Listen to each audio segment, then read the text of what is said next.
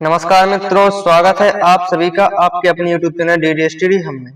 इस वीडियो में हम बात करने वाले हैं कक्षा 9वीं के अध्याय 3 के महत्वपूर्ण बहुविकल्पीय प्रश्नों की। तो चलिए शुरू करते हैं बिना किसी देरी के। यहाँ पर हमारा सबसे पहला प्रश्न दिया है कि y अक्ष से बिंदु P 3,4 की लंबिक दूरी है। तो इसका जो आंसर है, यानी यहाँ पे y अक्ष से पूछा, यानी हमें x का मान निकालना है। तो यानी x का मान कितना है? 3 है। यानी ऑप्शन नंबर ए हमारा राइट आंसर हो जाएगा। अगला क्वेश्चन दिया है वह बिंदु जिसकी कोटि 4 है और वह y अक्ष पर स्थित होगा, तो उसका मान क्या है? यानी कोटि क्या है? y का मान कितना है? 4 है। तो y अक्ष पर है, इसका मतलब है x का मान क्या हो जाएगा? 0 हो जाएगा। और ये रहा हमारा ऑप्शन नंबर बी, यानी 0,4 रुपए, यानी बाई एक्स का मान 0 होगा और बाई का मान 4 हो जाएगा। अगला क्वेश्चन दिया है वे बिंदु जिनके भुज एवं कोटि विभिन्न चिन्हों के होते हैं। तो यहाँ पे क्वेश्चन दिया है चतुर्थांश 1 व 4 में, चतुर्थांश 1 व 2 में, चतुर्थांश 2 व 3 में, चतुर्थांश 2 व 4 में। तो यहाँ पर ये रहा हमारा प्रथम चतुर्थांश जिसमें प्लस कॉमा प्लस होते हैं। इसके बाद ये रहा हमारा द्वितीय चतुर्थांश जिसमें माइनस कॉमा प्लस होता है।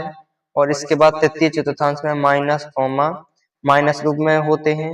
और इसके बाद चतुर्थ चतुर्थांश में हमारे जो होता है वो होता है एक्स का मान प्लस और वाई का मान माइनस। तो इसमें भिन्न भिन्न चिन्हों के कौन कौन है? चतुर्थांश द्वितीय और चतुर्थांश चतुर्थ, यानी द्वितीय व चतुर्थ में, यानी हमारा ऑप्शन नंबर डी सही आंसर हो जाएगा। अगला क्वेश्चन दिया है बिंदु -4 -5 किस चतुर्थांश में स्थित है? तो इसका आंसर है तृतीय चतुर्थांश में। वह बिंदु जिसके दोनों निर्देशांक ऋणात्मक है स्थित होगा। तो ये दोनों क्या है? ऋणात्मक का क्या है? माइनस है, यानी जिसके दोनों निर्देशांक माइनस में है वो किस में होगा? तृतीय चतुर्थांश में। किस में होगा? तृतीय चतुर्थांश में। अगला क्वेश्चन दिया है एक्स अक्ष पर स्थित बिंदु के निर्देशांक होंगे। यदि एक्स अक्ष पर स्थित कोई बिंदु है तो उसमें एक्स का मान कुछ होगा और वाई का मान क्या होगा? 0 हो जाएगा, यानी हमारा ऑप्शन नंबर सी सही आंसर हो जाएगा। इसके बाद देखिए हमारे रिक्त स्थानों की पूर्ति।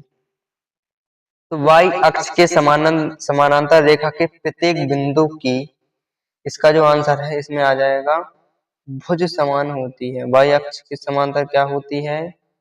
भुज समान होती है। अगला क्वेश्चन दिया है एक्स अक्ष के समानांतर रेखा के प्रत्येक बिंदु की कोटि समान होती है। क्या होती है? कोटि समान होती है।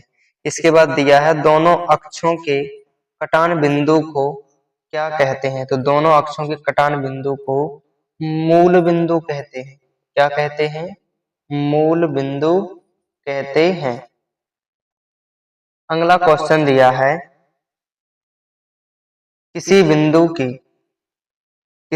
की y अक्ष से लंबा दूरी उस बिंदु का एक्स निर्देशांक, क्या? एक्स निर्देशांक अथवा भुज कहलाता है। क्या है? एक्स निर्देशांक अथवा भुज कहलाता है। इसके बाद दिया है किसी बिंदु की एक्स अक्ष से लंबवत दूरी उस बिंदु का y निर्देशांक अथवा कोटि कहलाता है। क्या कहलाता है? कोटि कहलाता है। इसके बाद आ गए हमारे सत्य असत्य कथन। तो बिंदु 3,-3 तृतीय चतुर्थांश में स्थित है। तो ये वाला जो हमारा कथन ये क्या हो जाएगा? असत्य हो जाएगा, क्योंकि तृतीय चतुर्थांश में स्थित बिंदु के निर्देशांक माइनस माइनस में होते हैं। किसमें होते हैं? माइनस माइनस में होते हैं। अगला क्वेश्चन दिया है बिंदु 2,2 प्रथम चतुर्थांश में स्थित है। तो ये कथन हमारा क्या है?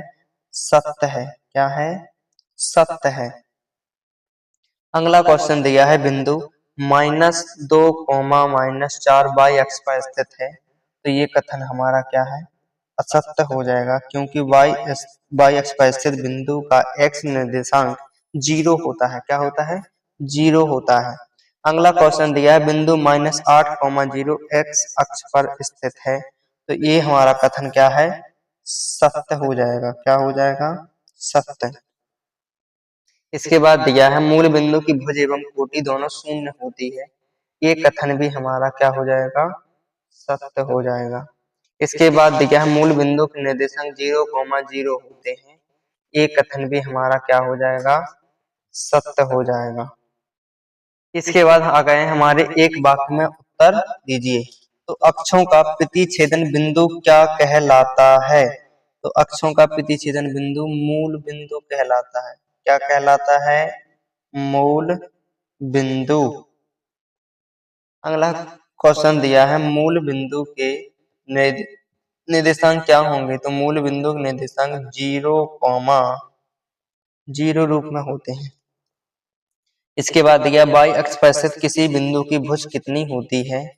तो इसका जो आंसर है यह हो जाएगा कि y अक्ष पर स्थित किसी बिंदु की भुज शून्य होती है। क्या होती है? शून्य होती है। इसके बाद दिया है x अक्ष पर स्थित किसी बिंदु की कोटि कितनी होती है? तो x अक्ष पर स्थित किसी बिंदु की कोटि शून्य होती है। अगला क्वेश्चन दिया है बिंदु 8,-6 तथा -5,2 कौन से चतुर्थांश में स्थित है? तो बिंदु 8, माइनस जो 6 है ये है हमारा चतुर्थ चतुर्थांश में। किसमें? चतुर्थ चतुर्थांश में। इसके बाद जो हमारा -2 -5, जो 2 है ये हो जाएगा हमारे कौन से? द्वितीय चतुर्थांश में। किसमें? द्वितीय चतुर्थांश में।